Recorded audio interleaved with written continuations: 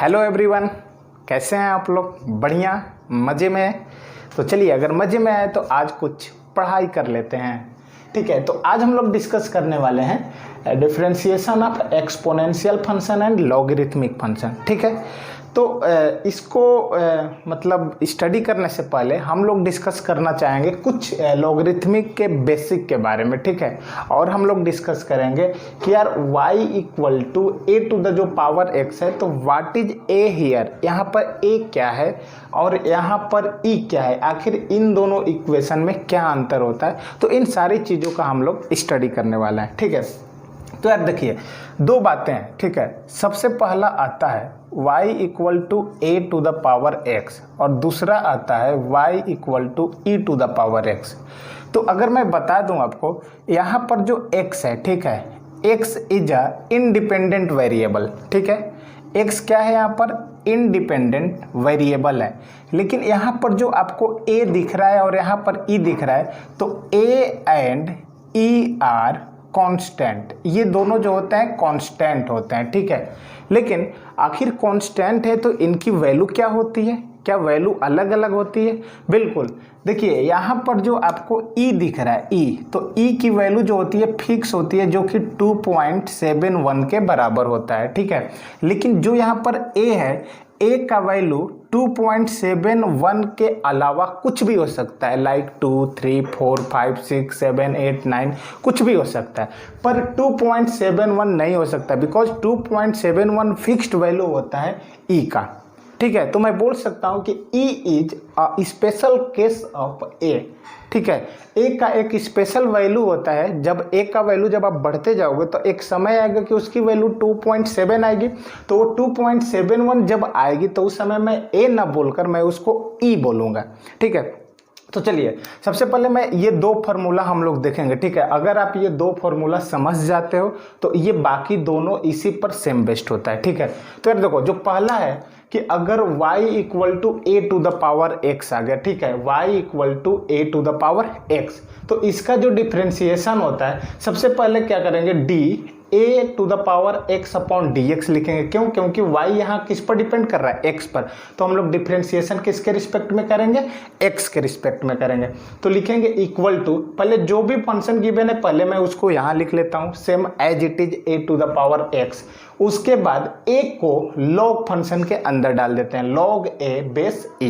तो आपका कि y equal to log x base a। ठीक है, तो यार देखो, log आपको मैं एक चीज बता दूं कि अगर कहीं आपको दिखता है y equal to log x base a, तो यहाँ पर जो आपका a है ना, यहाँ पर देखिए दो दो चीजें दिखती हैं, एक तो ये x दिख रहा है, दूसरा ये a दिख रहा है। तो a जो होता है ना डेटा, इसको बोलते हैं बेस ऑफ लॉग। ठीक है, और ये जो होता है ना लॉग, एक क्या है, फंक्शन है, लॉगरिथमिक फंक्शन है, और x जो है it is a value of that function. ठीक है, मतलब ये गिवन वैल्यू दे रखा है, x का वैल्यू कुछ भी हो सकता है, लाइक 10, 100, 1000, और कुछ भी हो सकता है। ठीक है, तो इसका क्या डिफरेंशिएशन हो जाता है, y equal to log x base a होगा, तो उस समय इसका जो डिफरेंशिएशन होगा d log x base a upon d x equal to 1 upon x log a base e। ठीक है, तो ये इसका डिफरेंशिएशन, आपको सिर्फ और सिर्फ यही दोनों फार्मूला लर्न रखना है, बाकी इसका मैं बता रहा हूँ कैसे आता है। ठीक है, तो यार देखो, पहले c लेते हैं। c आपका है y equal to e to the power x। तो यहाँ पर y जो है x पर डिपेंड कर रहे, तो मैं क्या लिखूंगा, d e to the power x upon d x equal to, पहले तो जो भी गिवन फंक्शन होता है पहले उसको सेम लिख देते हैं, e to the power x का यहाँ पर e to the power x लिखेंगे। अब जरा ध्यान दीजिए, यहाँ का a to the power x जब डिफरेंशिएशन निकाल रहा था तो a to the power x same as it is लिखा था, उसके बाद आ रहा था log a बेस e। तो यहाँ पर कांस्टेंट a था, तो यहाँ पर log के अंदर फंक्शन की वैल्यू कितनी आ रही थी, a, और यहाँ पर अगर e है तो log के अंदर वैल्यू कितनी आएगी, log e, और बेस इसमें कितना e, तो यहाँ भी बेस कितना होगा e। और अब हम जानते हैं कि अगर लॉग के अंदर, ठीक है, अगर लॉग के अंदर जो फंक्शन है, जो गिवन वैल्यू है, सपोज ये 10 है, अगर इसका बेस भी 10 है, ठीक है, तो अगर लॉग के अंदर गिवन वैल्यू भी सेम होता है और बेस के बराबर हो जाता है तो उसकी वैल्यू कितनी होती है, 1 के बराबर।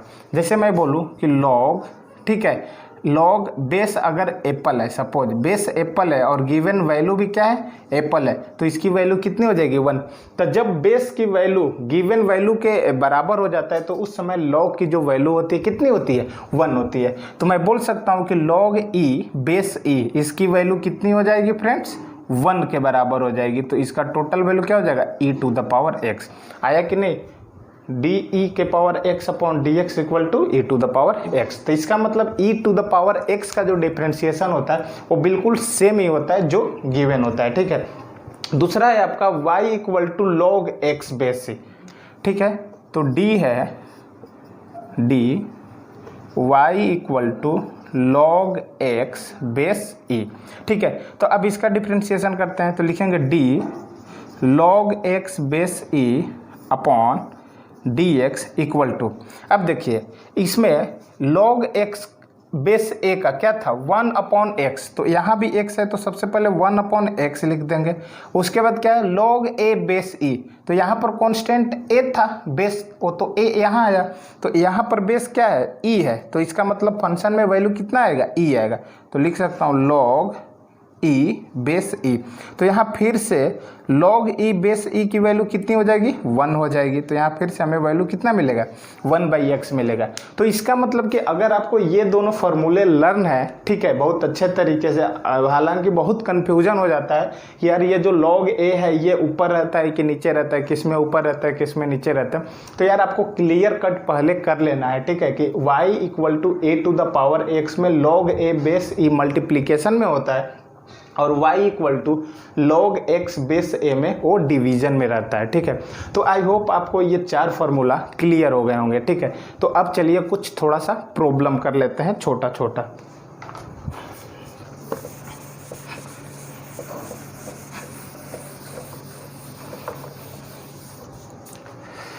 जैसे देखिए पहला प्रॉब्लम है y equal to 10 to the power x, ठीक है। तो क्या लिखेंगे, यहाँ पर y x पर डिपेंड कर रहा है तो लिखेंगे d 10 to the power x upon d x, ठीक है। तो सबसे पहले जो भी वैल्यू गिवन होता है, हमको पता है ये किस पर है, आपको पता है कि 10 वैल्यू e का नहीं हो सकता है, क्यों, क्योंकि e का वैल्यू फिक्स होता है 2.71, तो ये पक्का a का वैल्यू होगा। तो इसका मतलब इसका स्टैंडर्ड फॉर्म क्या है, y equal to a to the power x। तो सबसे पहले जो भी गिवन डाटा होता है उसको सबसे पहले यहाँ लिखेंगे 10 टू द पावर x। उसके बाद क्या करेंगे बताइए, a का वैल्यू यहाँ पर कितना है, 10 है, और इसके बाद आता है log a बेस e, तो a की वैल्यू कितनी है, 10, तो मैं यहाँ 10 लिख सकता हूँ। तो ये हो जाएगा आपका differentiation 10 to the power x log 10 base e, ठीक है। तो आपको ये चीज़ क्लियर हो गया होगा। अब लेते हैं कि y equal to 20 to the power x plus e to the power x, ठीक है। आपको इसको क्या करना है, डिफ्रेंशिएट करना है। तो मैं लिखूंगा dy upon d x equal to 20 to the power x, ये किस पर बेस्ड है, a to the power x पर। तो इसको मैं कैसे लिखूंगा, सबसे पहले जो है उसको मैं एज इट इज लिख दूंगा 20 टू द पावर x। अगर एक स्टेप आप बढ़ाना चाहें तो ये बढ़ा सकते हैं, dy upon d x equal to d 20 to the power x upon d x plus d e to the power x upon d x, ठीक है। अब 20 टू द पावर x का डिफ्रेंशिएशन क्या हो जाएगा, 20 to the power x into log 20 base e plus, आपको पता है कि e to the power x का डिफ्रेंशिएशन क्या होता है, सेम होता है, e to the power x के बराबर होता है। तो ये हो जाएगा e to the power x, तो ये हो जाएगा आपका डिफ्रेंशिएशन। तो यार आई होप आपको ये 4 फार्मूला क्लियर हो गया होगा। तो ठीक है, अब हम लोग मिलते हैं नेक्स्ट वीडियो में। नेक्स्ट वीडियो में हम लोग डिस्कस करेंगे differentiation of inverse trigonometric function, ठीक है, ओके।